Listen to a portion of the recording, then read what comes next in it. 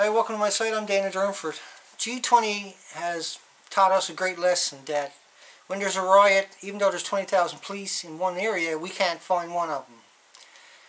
And this is a great way to justify the $1.1 billion, folks. $1.1 billion spent. They needed those provocateurs. They had to have them. They needed to justify that. They were dishing out abuse after abuse. I'll put links down in the crotch bar of YouTube's here to one. There was an 18-year-old girl named Natasha. She was taken off the GO train. They searched everybody on the GO train, let them off the train one at a time. On the train. This is more than 15 feet away from their massive security fence. The police needs provocateurs. They needed it. They needed the high arrest records in order to justify their $1.1 billion. $1.1 billion, folks. We have the real news. I have that clip down here in the crotch bar. The real news.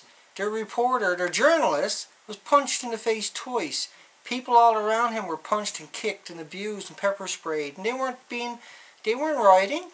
The rioters were allowed to go around, burn police cars, and then media come in, and that's all you see is pictures of burning police cars. And wada bing, wada bang, we just justified $1.1 billion. Woo! Saved your ass this time, eh?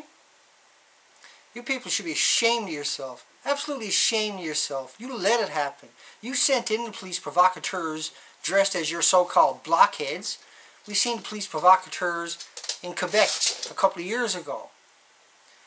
They had to admit they used police provocateurs to throw rocks at police in order to justify beating the protesters. This is the oldest trick in the book, folks. It's absolute shame. You brought shame on our country. You brought shame on your family. You brought shame on the name of the RCMP and CSIS in Canada. Absolute shame and disgust. You humiliated Canada. You brought us back into the Stone Ages. You ripped our beautiful city apart so you can justify your overtime, your budget, and your money pilfering, snatching, grabbing, stealing from the taxpayers of Canada. I know out in British Columbia, where I'm to, a couple of disabled people have told me they lost $30 off their check this month. I can see where all the money went. These people can't even afford a pizza.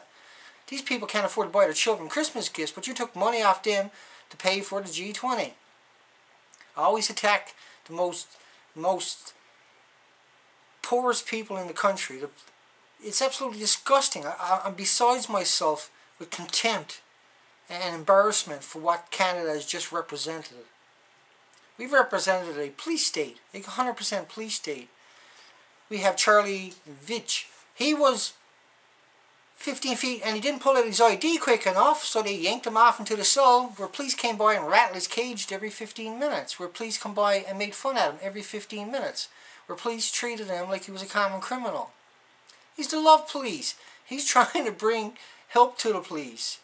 He's trying to show you people that the world wants to trust you, but when you go and you destroy Toronto, protesters, no. I mean, the people in the park that you surrounded and beat the living daylights out of, absolutely clubbed them silly.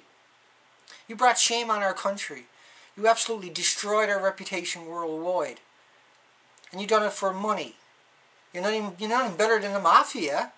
Certainly no better than the mafia. And what's going to happen? These people are going to destroy your life too. They're going to destroy your children's future too. You got sucked in for money and power. When you bring 20,000 cowboys together in Canada, you got to think about this, okay? Supreme Court in 2007, October the 4th, ruled 6-3 that we can now sue a police officer in Canada because we can't get rid of the bad apples, so police won't do it themselves. So we got all these bad apples still in the system that we haven't got rid of yet. It's absolutely nothing but shame, nothing but embarrassment. I'm ashamed to be a Canadian right now. You absolutely brought down our country to the lowest level worldwide. We're known now as nothing but a bunch of jackboot thug police state who don't give a shit about the rights. I've seen the captain of the Toronto Police Force say, well, all of Canada is a free speech zone. No, it's not. You proved it. You let the provocateurs run wild. There wasn't one police officer to be seen, but there was lots of media right in the right spot the whole way through. They get all this footage to demonize everybody else and to justify the pepper spray, the battens, the abuse, the unlawful detainment, the unlawful arrests. Oh, you say, oh no, it's not unlawful. We created a law to make it lawful. You created a law to get your asses out of a sling. You took away the rights of all Canadians so you could have a free pass to beat the crap out of everybody that's there, who have a right to dissent, who have a right to protest, who have an obligation, who are obligated to go there and protest and be heard. Canada is finished. We got no respect now whatsoever worldwide. These stupid flags, that's useless. That's garbage. They're shit. We don't deserve these. These means nothing. They're completely useless garbage. Canada's let us down. Canada's turned its back on its very people. Canada dug its grave. I'm ashamed. This is the day where every Canadian is ashamed to be a Canadian. Absolutely ashamed of you people. Shame on you.